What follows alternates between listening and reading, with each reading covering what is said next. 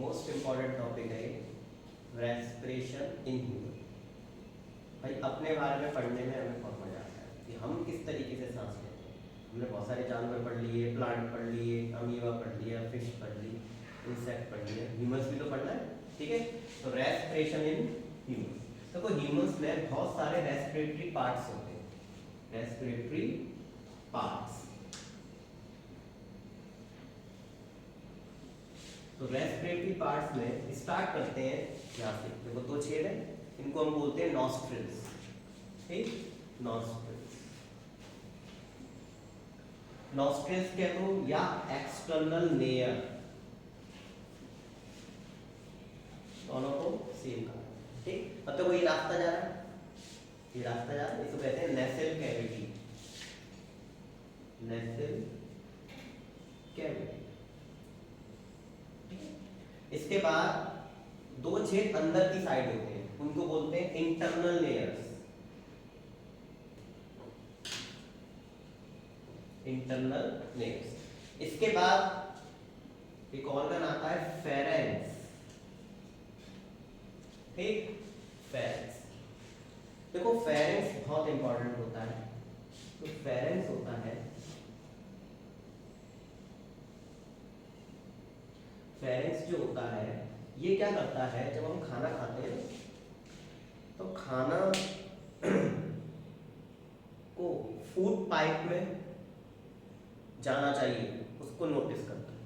मतलब हम सांस ले रहे हैं तो एयर विंड पाइप में जाए, और जब हम खाना खा रहे हैं तो खाना फूड पाइप में, ठीक। तो ये उसको नोटिस करता है कि खाने को फूड पाइप में डालना है और विंड को, और एयर को विंड पाइप में डालना है। लेकिन कभी कभी हम क्या करते हैं कि खाना खाते हुए बोल रहे होते हैं, बोलते हैं ना, फोन आ गया या कोई बात करने आ गया तो धक्का लग जाता है, एकदम खांसी आती है ना, धक्का लग जाता है। ऐसा क्यों होता है? ऐसा इसलिए होता है क्योंकि फेरेंस कंफ्यूज हो जाता है। फेरेंस कंफ्यूज हो जाता है कि फूड को कहाँ डालना है, तो फूड का हल्का सा पार्टिकल्स विंड पाइप में जाने वाला होता है। अब विंड पाइप के ऊपर एक ढक्कन होता है एपिग्लॉटिस, तो जैसे ही विंड पाइप में फूड पार्टिकल्स जा रहे होते हैं तो वो ढक्कन क्लोज हो जाता है, तेजी से क्लोज होगा और हमें धक्का लगना शुरू हो जाएगा, हमें खांसी आएगी। तो खांसी आना वो प्रोटेक्शन है फूड पार्टिकल्स को प्रिवेंट करने के लिए, कहाँ पे जाने के, विंड पाइप में जाने से, आई समझ में। लेकिन फिर भी हमें खाना खाते समय बोलना नहीं चाहिए, आराम से तसल्ली से खाना खाओ। पूरे दिन तो बोलते रहते हैं, बोलते रहते हैं, बोलते रहते, मोबाइल पे बात कर रहे हैं, कभी कुछ बात कर रहे हैं, ठीक। तो ये एक कॉमन पाथवे है फूड पाइप का और विंड पाइप, ठीक। इसके बाद ऑर्गन आता है लैरिंक्स। लैरिंक्स क्या होता है? Larynx, voice box, Adam Apple, इसके बहुत सारे नाम होते हैं, वॉइस एडम एप्पल और वॉइस सॉक्स, ठीक।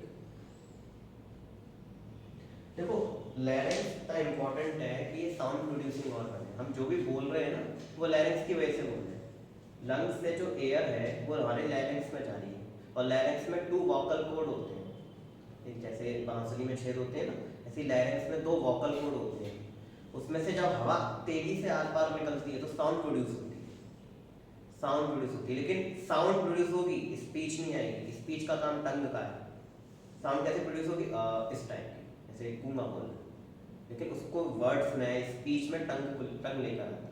तो साउंड प्रोड्यूसिंग ऑर्गन कौन है? लैरिंक्स, ठीक है। देखो लैरिंक्स के बाद अब मेन ऑर्गन आता है ट्रैकिया। इसको हम क्या बोलते हैं?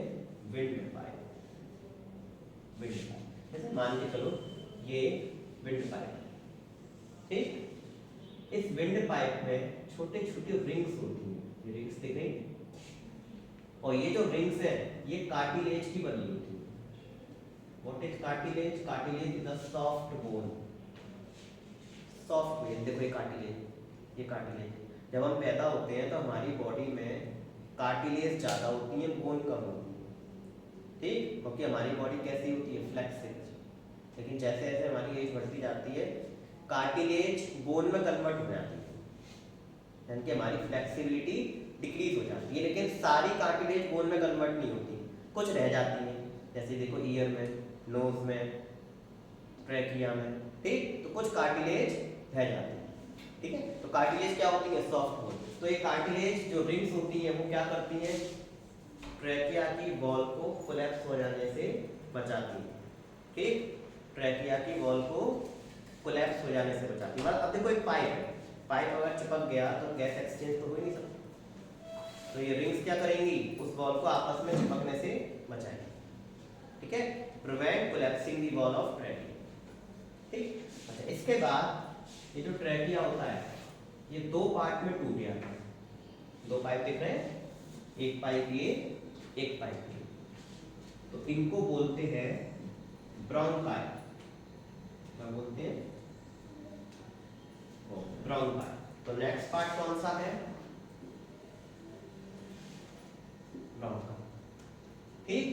ये जो ब्रोंकाई है ये एक एक लंग्स के अंदर चला जाता है, एक एक लंग्स के अंदर इंसर्ट हो जाता है, ठीक है। ट्रैकिया लेकिन बड़ा पाइप है, ब्रोंकाई थोड़े से छोटे पाइप। अब ब्रोंकाई लंग्स के अंदर जाके फिर और छोटे पाइप में टूट जाता है, और छोटे पाइप में टूट जाता है,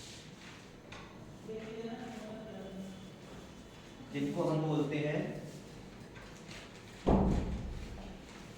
ब्रोंकियोल्स।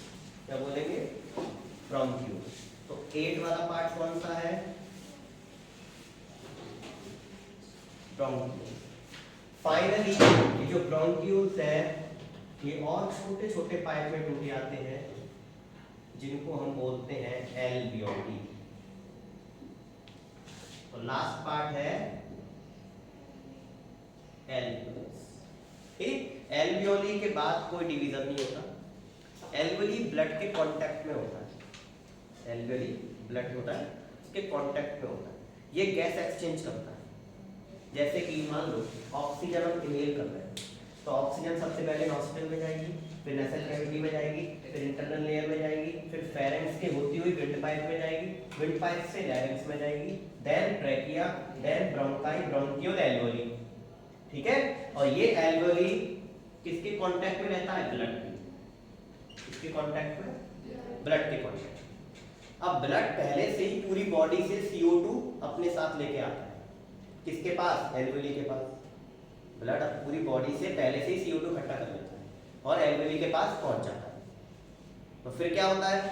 ये जो एल्वियोली है ये ऑक्सीजन किसको दे देती है? ब्लड को। बदले में ब्लड से क्या ले लेती है? CO2। आई समझ में? बदले में ब्लड से क्या ले लेती है? CO2। और ये पाथ रिवर्स हो जाता है।